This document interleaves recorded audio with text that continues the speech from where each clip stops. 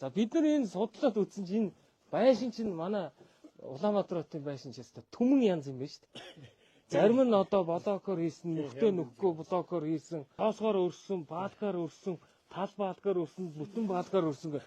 Ингээд айгүй олон байгаа. Тэгээ бид нар явж хамгийн боломжтой дулаал харгуул энэ гал дэмждэггүй хавтангаар дулаалаа гэж байна. Тэгээд айл өрхүүд бас оролцоотой байгаа шүү. Бид одоо яг ийм ажлыг 11 сарын 15-нд ер нь эхнээсээ айлуудаа тавиад эхэлчихнэ. Инхээр энэ жил 5,000 айл. Өнөөдөр Улаанбаатар хотод яг галгааны үйлрэл 174,000 айл гал төлж байна. Тэгэхээр шууд 5,000 хасагдангуудаа 169,000 руу орчихно.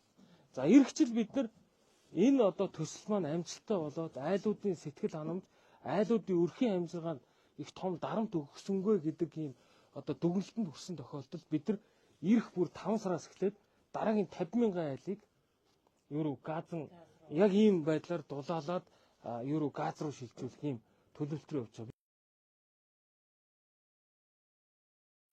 Нөгөө цагаан хөөсвөл ингээд шууд ингээд пүргээд явчихна.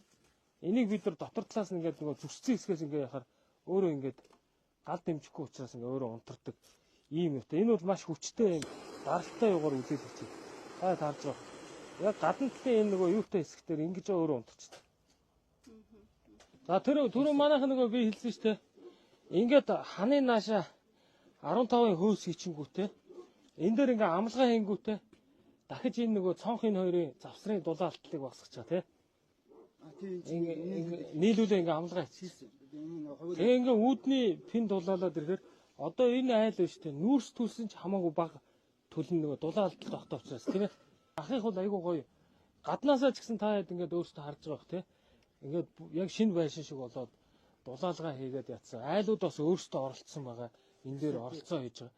Бид нар энэ ер нь бол агаарын бохирдолтой тэмцэх гэдэг бол зөвхөн төр засгийн ч юм уу, хотын ч юм уу хэн нэгний ажил биш. Энэ бол нийтийн хамтын ажил байх хэрэгтэй гэдэг утгаар энэ жил их зориг гаргаж тэгээ ийм одоо хүүтэрсэн үед 5,000 айлыг дулаалж.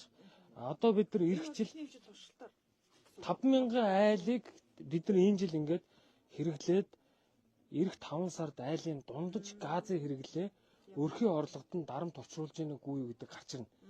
Айлууд энийгээ үргэлжлүүлээ гэдэг санал гарах юм бол дараагийн 50,000 айлыг. Тэгээд тэрний дараагийн жил дахиад 50,000 айлыг үндсэндээ ингээд 100 хэдэн мянган айлыг евро газын шилжилт рүү явъя. За энэ бол алс нь ер нь Орос хятадыг холбосон газын хоолой орж ирэхэд бид нар энэ төхөөрөмж хувираад ажиллаж байна. Яг адилхан. Энэ айлын хашаа руу шугам орж ирэхэд энэ төхөөрөмж дэмжиж ажилладаг төхөөрөмж.